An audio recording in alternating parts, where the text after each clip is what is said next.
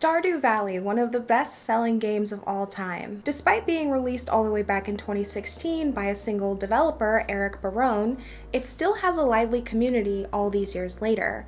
It has won several awards, from the Golden Joystick for PC game to Steam's Breakthrough Award, and it has spawned an entire subgenre in its wake. Cozy games are a label used to describe the slew of farming and life simulators that have attempted to capitalize on Stardew's success. Yet no one has been able to quite reach the heights of it. Still, they say that imitation is the best form of flattery, so that makes Barone one of the most flattered men in the gaming industry. We've gotten farming, romance, a thriving economy, a pixelated utopia where capitalism gets its ass beat. But something was missing, and I didn't notice it at first because it's such a charming game. It's so addictive. Then, suddenly, it hit me in the face like a bag of parsnips. Where the f*** are the black people? Today, I want to dive into what this game is, what it's like to experience it as a black person, and pose the question if diversity was ever Barone's burden to bear. Now, for the people who know me, hi. You'll know that this isn't my first rodeo. I have detailed multiple times about the black experience in games, and my overall channel is about the human experience within gaming. With that said, my comment section is not the place for you to spew outright racist bullshit, and while you do boost my engagement in the algorithm by commenting no matter what it is, and you're therefore helping me to make money, I can and will delete your comments. This is my platform, and you're basically bottoming for me. So just sit there like a good boy and take it. You might learn something, or you can leave. It's up to you. Disclaimer, this video is going to touch on a lot of hard, heavy-hitting topics like slavery, racial biases, and the likes. I'm gonna have to get political, sorry. I cannot best communicate my overall thesis without touching on these topics, so let's strap in. Stardew Valley is a farming/life simulator where you inherit a rundown farm from your grandfather in the quaint little world of Pelican Town. You're given a large plot of land, basic tools, and it's open-ended in terms of what the finish line looks like. There's mining, gardening, fishing, my personal favorite, taking care of farm animals, crafting, and there's so many things you can make and do that I couldn't even begin to go into detail about it all. You get to be a designer, there's romanceable characters, festivals, mini games, and you can even decide whether you're going to run townsfolk out of business by siding with the mega corporation JojaMart, or help the citizens take them down. Although it's so open-ended, you can actually beat the game in the form of reaching 100% perfection, which can only be done by completing a laundry list that touches every aspect of the game. Even with its cozy label, soft music, and vibrant colors, it's actually a game that requires skill and planning if you want to have a thriving farm. A lot of the community even turn it into a competitive sport, optimizing which crops will churn the most profit, using the smallest of boosts in order to get that little bit more efficient. Seriously, it's Olympic level stuff that people do to achieve their outcomes. You can get hundreds of hours of playtime out of this one game and still barely scratch the surface. One might take a look at this game and go, oh, this is a girly game, but it's actually rumored that there's about a 50-50 split between men and women in terms of demographics. Guys love this game just as much as the cozy girlies do. The ability to be so open-ended and appeal to a wider audience is something so rare, but Eric proved that it can be done. Stardew Valley was inspired by Harvest Moon, a farming simulator franchise that started in the late 90s. Eric watched as the original integrity of the franchise slowly eroded until he couldn't recognize the game he loved so much anymore. So he set out to make his own farming simulator in a pixel art style. Eric did everything on his own, the design, coding, music, everything. It is only after he got published that he got some help making the multiplayer aspect of the game. But other than that, everything was made solely by him. Stardew Valley is the physical manifestation of one singular person's will and grit. His journey to get there, however, was far from easy. It took him over 4 years to make something he was satisfied with, spending nearly every waking moment of his time working on the game. His now wife, Amber, financially supported the two of them, all while also attending college. She never resented him or made him feel bad for not contributing to the household financially because she believed so deeply in his dream. I would argue that the game wouldn't have been possible, or at the very least would have taken much longer to come out if it weren't for Amber, which is just beautiful, honestly. Stardew Valley would go on to make millions of dollars, selling 41 million copies. Eric dedicated a large portion of his life and sanity to this game. Imagine how much blood, sweat, and tears were needed to accomplish such a great feat. Now, I want to preface this entire next section by saying that I absolutely love this game. I picked it up a few weeks ago and I can't put it down. I'm actually so late to the game because there's so many small intricate systems and all of the farms online are super impressive, and I'm not the brightest crayon in the box, so I thought, better not. But upon further research, I realized that there's more than one way to enjoy this game. I treat it more like a sandbox where I'm happy just organizing my little crops and saying hello to my chickens. Look at all those chickens! And thirsting over Sebastian because I know you'll see his fine emo ass. I don't use mods to stalk his every move and spawn his favorite object so he'll fall madly in love with me.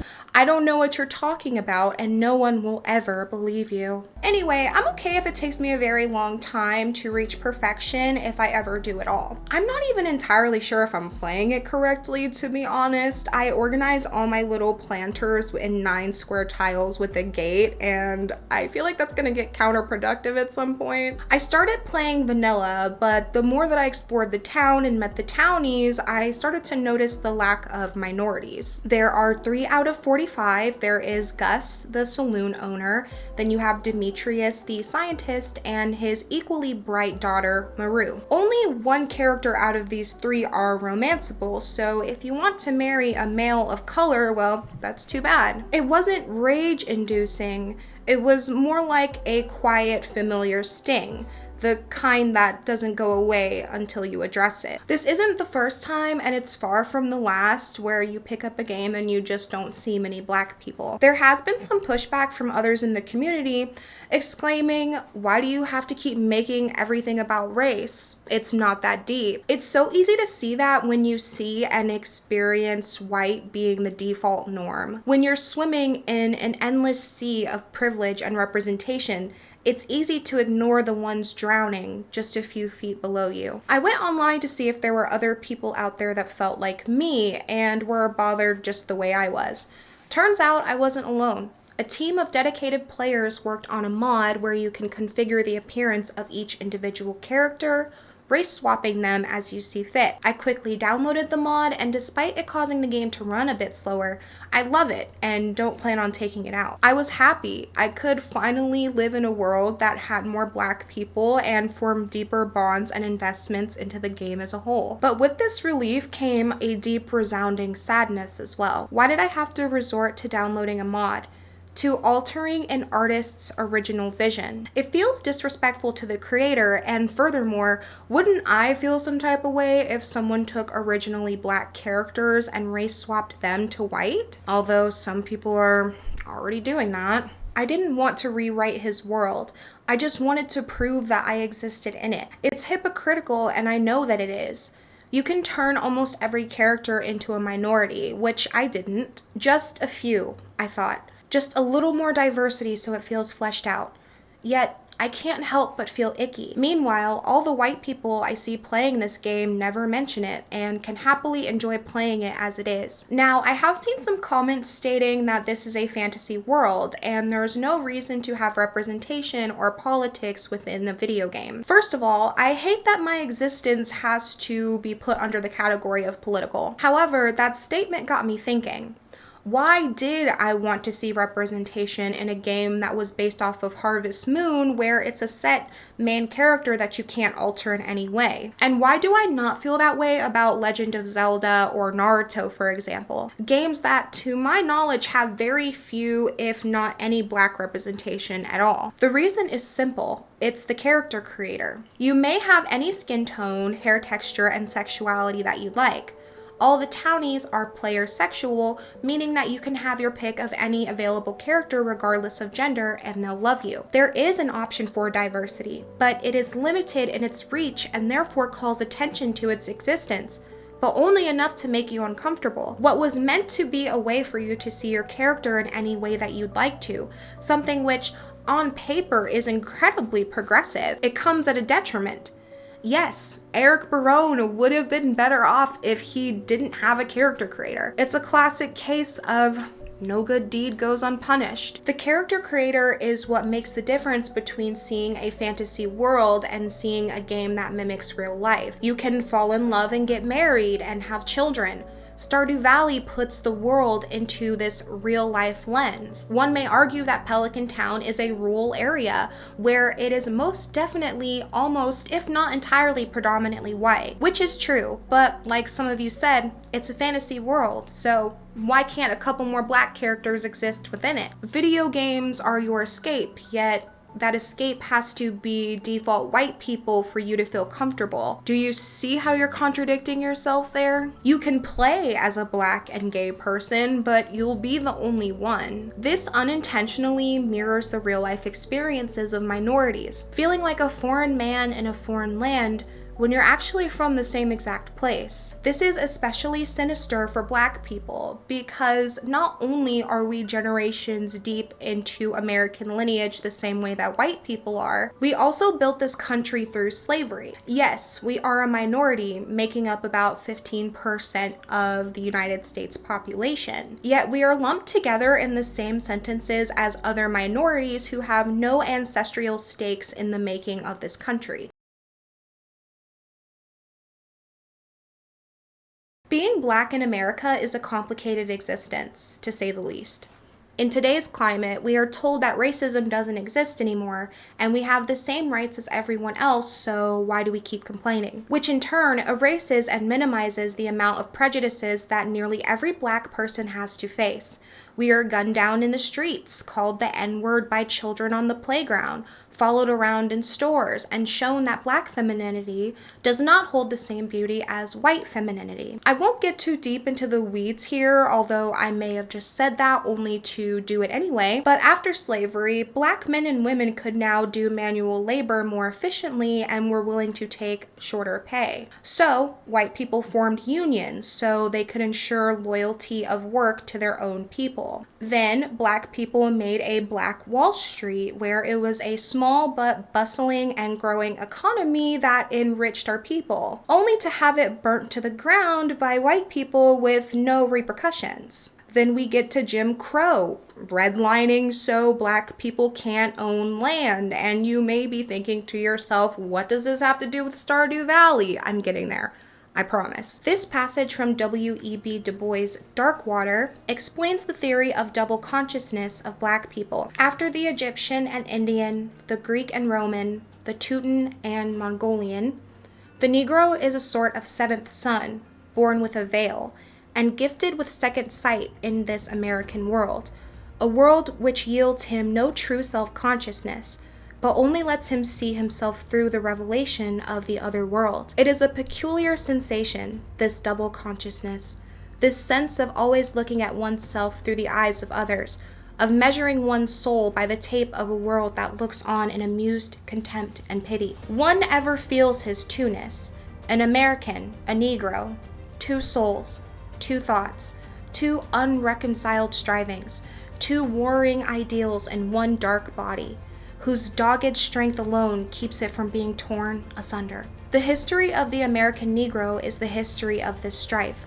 this longing to attain self-conscious manhood, to merge his double self into a better and truer self.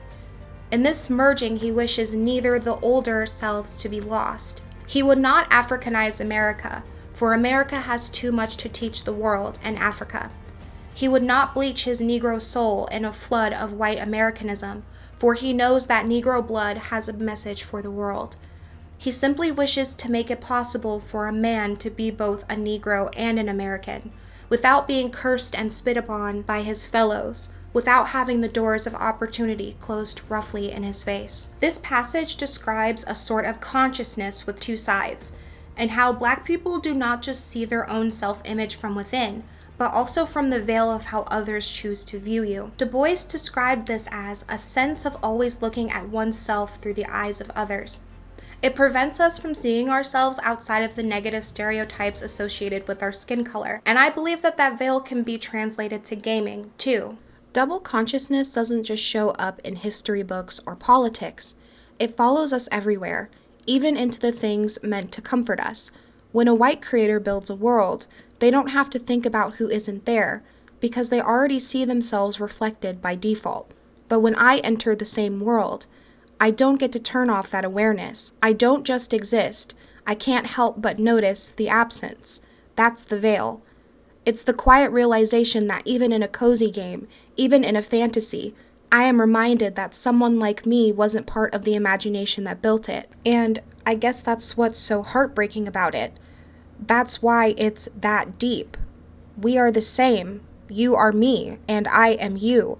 So why am I seen as the other? I do not wish to turn the characters in Stardew Valley black, for the stories that developers make should be in their own vision. You are entering a world that another person built, and isn't it better to see it through their eyes than having a narrative forced upon them? The story is great, and the world is vast without Black people in it, and adding diversity alone will not make a game great. But I also don't want to solely see white characters in these stories, to almost never see a person that looks like me. It's a paradox. This veil that I see, this double consciousness, it allows me to meet people where they're at. Why should Eric Barone be responsible for ensuring that Black people exist in his world? A straight white man with his own personal struggles and strifes. I can see and understand why Black representation was probably the last thing on his mind. It is not fair to minimalize or trivialize his creation down to calling it a bad game because it doesn't cater to my specific desires. If given the chance to speak to him, I would not ask him to swap some of his white characters for Black ones. To ask for one to alter their art to appease the consumer of that art would be unfair. It is rather I am saddened that it didn't enter his mind to begin with. Absence isn't neutral, it's noticed. I received this YouTube comment that put things into perspective. While being queer, they are also a white person. It states, "The hardest part about being an ally is being informed. It can be hard to keep up to date with information from communities that you are not directly involved in. Since many social issues cannot affect me directly, knowledge can and will slip through my fingers despite my best efforts." If someone does not exist within a community or know anybody that does, then it's a lot easier to turn a blind eye to it. Is it not more comfortable to just pretend that it isn't happening when it's not happening to you or anyone that you love? It's human nature by design, and you have to question whether or not to villainize someone for that. As Black people, we are the other, even though we are the same. And it is in fact the labor of our ancestors that built the country to begin with. Black history is American history, yet we must operate the world in this veil, this outside belief that we are something else other than Americans, a foreign man in a foreign land.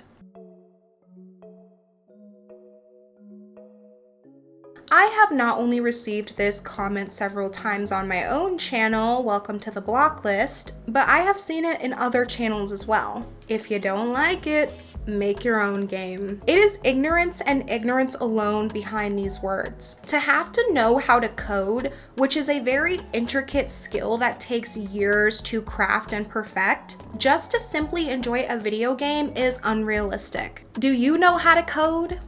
Do you know about sound design? Can you come up with your own concept art and make a satisfying gameplay loop? Or did you give Steam $14.99 and you got a copy of Stardew Valley and now you're enjoying it? Why do you think despite 15% of gamers being Black, although I would argue that that number is probably underrepresenting a little bit, 38% of the Sims 4's player base are people of color? Because in The Sims, you can make whoever you'd like. It doesn't stop with just the characters you play with. You can make entire diverse neighborhoods and worlds, which many people do. The numbers prove that when given the opportunity to make a world for yourself, minority players do that. People may not have the funding to make an entire game, but they do make modifications that allow themselves and others to better represent a game they want to see. Teams of people or individuals take time crafting a wealth of assets like hair and skin tones. I myself wrote the Soul Food Legacy, a spin on a popular challenge in The Sims 4. It's the first and only of its kind about Black culture. When given the opportunity within reach to reflect ourselves in games, we do it. It calls to question, why is the barrier for you simply filling out your credit card information, but we have to learn lifelong skills to craft a video game? Black gamers enjoy and spend money on white games, and we're happy with them. We don't wish for racial swapping of characters, and the argument that a fantasy world does not have to be realistic holds some weight. But once again, when white is the default, and you've never once had to think, wow, this game is really good, but how come no one looks like me?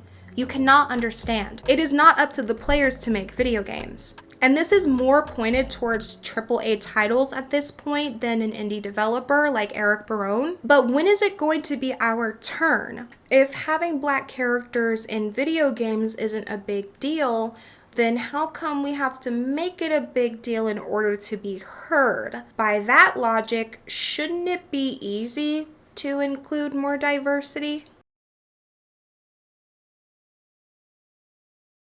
This video is not to bash Stardew Valley. I have fallen in love with this game and can see myself pouring hundreds of hours into it. I already have 20 hours in Stardew and I've had it for less than a week. It's money well spent, and I think Eric Barone did an excellent job of world building and creating a satisfying and addicting game loop. I am still going to play with my mods. Mayor Lewis and Elliot are still going to be Black, and I am still going to feel this melancholic serenity in the fact that my game looks differently than others who play it because I choose to race swap NPCs so I can feel represented. All I'm simply saying is that I wish that there were a handful more minorities within this life simulation game. And perhaps, if nothing else, this video is less about Stardew Valley and more about what I would like to see from the gaming industry moving forward. I may be a small blip in the gaming space. I'm very aware that I am a minority within a minority. I also know that diversity alone does not make a good video game, that I would rather have a good game than a diverse one. But I wish for a reality where I don't have to pick between the two. It is a good game and it does have diversity, and that I don't have to stumble across a life simulation game and poke my head in to see if I've been included. If a game lets you build a life, it should really consider the fact that different lives exist. And some people are gonna call me dramatic, but sometimes you gotta see that ceiling and you just gotta burst through it. And then you just keep bursting through it. Thank you guys so much for watching. If you didn't know, I had to completely rebrand myself after the EA buyout because I stood on business. So I don't have much of a catalog right now, but I have built a couple of other videos along the same vein, so feel free to check them out if you haven't already, and I will see you guys in the next one. Bye!